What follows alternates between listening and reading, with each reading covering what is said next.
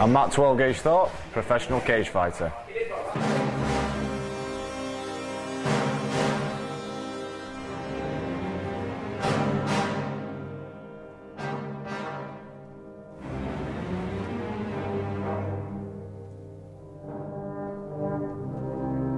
Cage fighting is a mix of all different martial arts. You've got your stand-up, like your Thai boxing and your boxing, and it goes into your wrestling, your Olympic wrestling, your Greco-Roman wrestling, and it hits the floor, and it's got like the mix of Brazilian Jiu-Jitsu and the grappling arts. So you can stand up, you can knock them out, and on the ground you can submit them.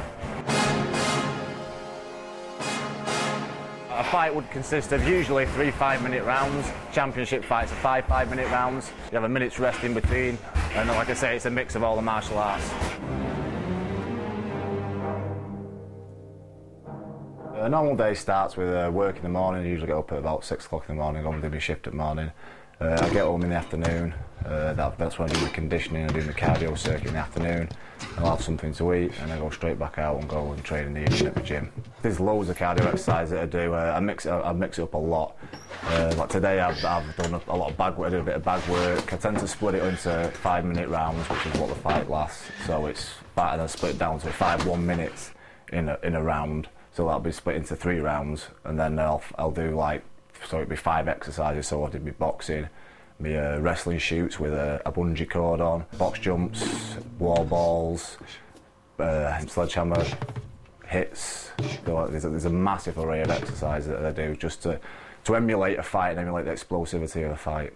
Diet's a massively important thing for me. Obviously I fight in a weight division, so I've got to keep on top of my diet all the time. So I follow a 10-week plan to get myself down to the weight I need to be to fight. Cut out a lot of my carbohydrates. I tend to follow sort of like a chicken and rice diet, chicken and rice plus all my supplements that I take on board, my whey proteins and my recovery shakes that I take after training, and that tends to be what I'd follow for the week before a fight. The last days would be, I'd cut out a lot of that and it'd just go down to a water diet to make weight for the final weighing day. It can be quite hard work, you know. Obviously I'm up at sometimes 4:30 in the morning. I get home, then I'm straight obviously into my garage training, and then I come in, have something to eat and go out. So it's the long days. It's hard work, but it's worth it in the end. You know, it's something I've got used to it over time. You know, I've been doing it for sort of training 10 years now, so it's something I'm used to. But it can be quite hard work. Takes out your bit of the weekends when you're knackered. Most of the stuff I do here is my cardio stuff and my strength and conditioning stuff. So the stuff at the gym will all be specific to my fights. So I'll have my pad work there with my coach, and I'll have my sparring and work my game plan and all my techniques, obviously at the gyms that I go and train at.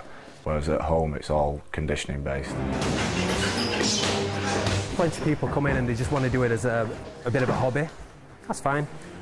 But you know, if you want to compete, if you want to be, you know, a good cage fighter, then you know you got to be able to put the hours in. You know, you got to be willing to, as well as the sessions that you get taught, get your running done early in the morning, get your conditioning done, your weight training, and you know, get the extra sessions in as well. You know, make sure you're doing plenty boxing, plenty wrestling. You know, it's non-stop really.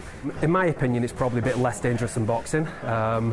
Simply because the gloves are a lot smaller in what we do, so you tend to get more superficial injuries, more cuts and bruises. It looks worse to the untrained eye. The internal injuries, I feel, are a lot less because of the size of the gloves.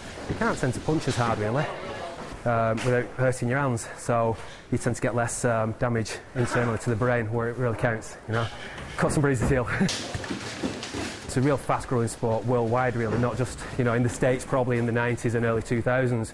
But now it's very rarely you tell somebody what you do and they go, what's that?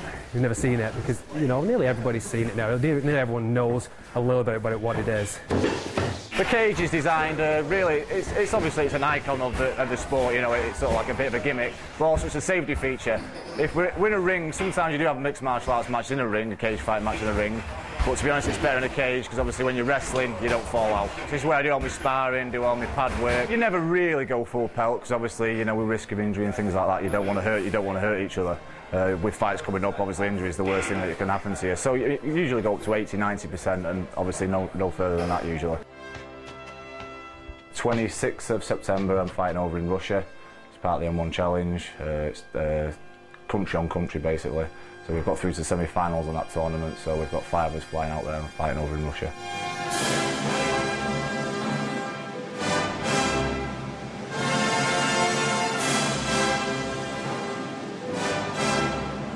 Potentially, I think Matt is, is one of the best fighters at the weight around.